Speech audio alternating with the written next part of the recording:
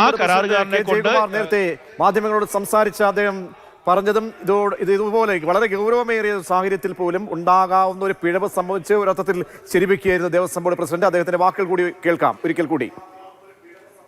ശബരിമലയിലെ രണ്ടാം ദിവസമായ ഇന്ന് ഇത്രയും തിരക്ക് ഞാൻ എൻ്റെ ജീവിതത്തിൽ കണ്ടിട്ടില്ല.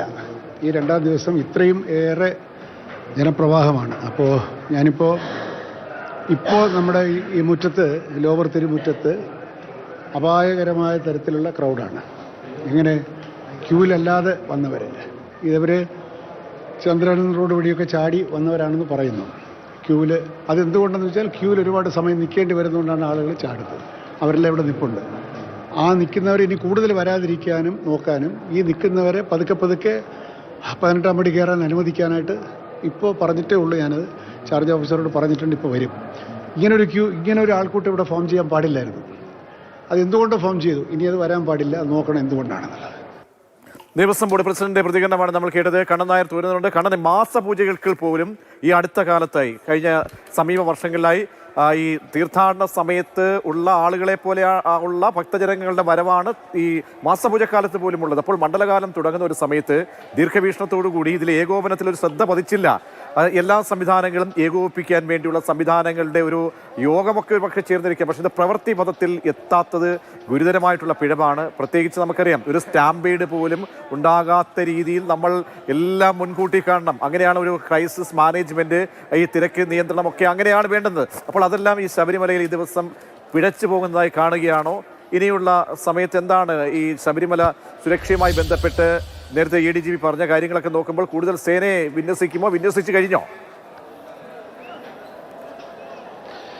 പ്രതീക്ഷ, ശബരിമലയെക്കുറിച്ച് ശബരിമലയിലെ ക്രൗഡ് മാനേജ്മെന്റ്, തിരക്ക് നിയന്ത്രിക്കാൻ കൃത്യമായി അറിയാവുന്ന ഉദ്യോഗസ്ഥൻ തന്നെയാണ് ADGP S. ശ്രീജിത്ത്. വർഷങ്ങളായി ഇവിടെ സ്പെഷ്യൽ ഓഫീസറായും അല്ലെങ്കിൽ ശബരിമല മണ്ഡല മകരവിളക്ക് സീസണിന്റെ ഓഫീസറായൊക്കെ തന്നെ വർഷങ്ങളോളം പരിചയമുള്ള വ്യക്തിയാണ്. അദ്ദേഹത്തിന് പോലും ഇപ്പോഴത്തെ ഒരു തിരക്ക് നിയന്ത്രിക്കാൻ സാധിക്കാത്ത ഒരു സ്ഥിതിവിശേഷമാണ്.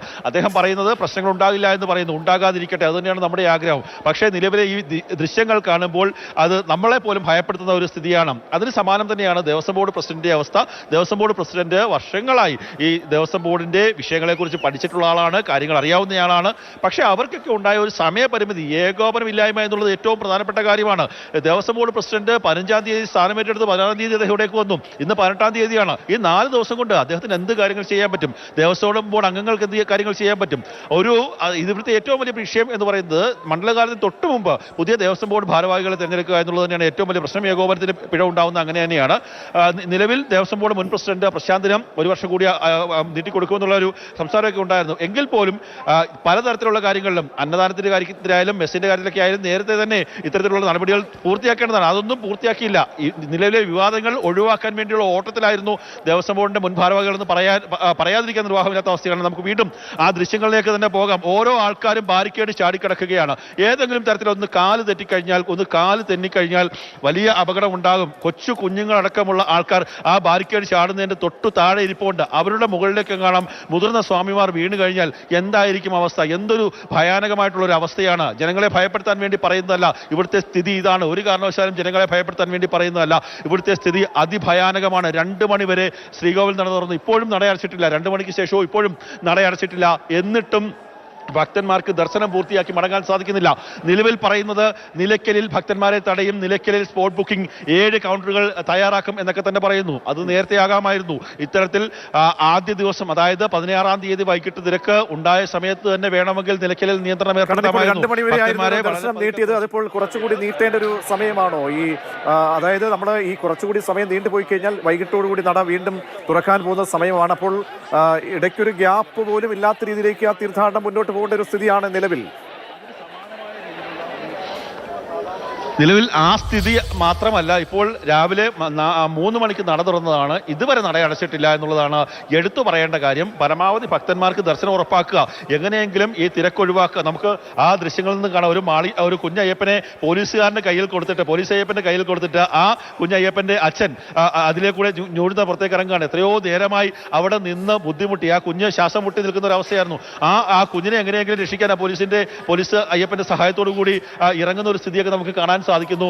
ഓരോ ആൾക്കാരും എങ്ങനെയെങ്കിലും ഇപ്പോൾ മഴ ആരംഭിച്ചിരിക്കുന്നു, എങ്ങനെയെങ്കിലും ഈ ഒരു പ്രതിസന്ധി മറികടക്കുക എന്നുള്ളത് തന്നെയാണ് ഓരോ ഭക്തന്മാരുടെയും ലക്ഷ്യം. നിലവിൽ അതിഭയാനകമായിട്ടുള്ള ഒരു സ്ഥിതിവിശേഷം തന്നെയാണ് സന്നിധാനത്ത്, പ്രത്യേകിച്ച് സോപാനത്ത്.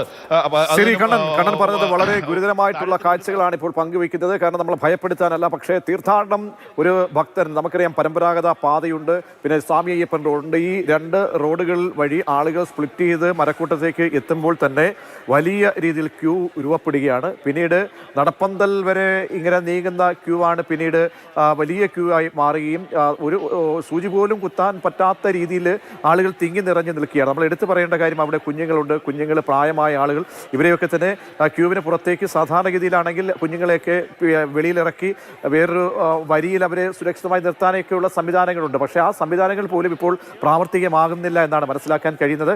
അങ്ങനെയെങ്കിൽ കൂടുതൽ സംവിധാനം ഏർപ്പെടുത്തേണ്ടി വരും. ഇതൊരു ഏകോപനത്തിന്റെ പിഴവാണ് എന്ന് നമുക്ക് എടുത്തു പറയേണ്ടി വരുന്നതാണ്. ഭക്തരുടെ ബുദ്ധിമുട്ടാണ് ഏറ്റവും പ്രധാനപ്പെട്ടത്. ഭക്തരുടെ പ്രതികരണം ഒന്ന് കേൾക്കാം.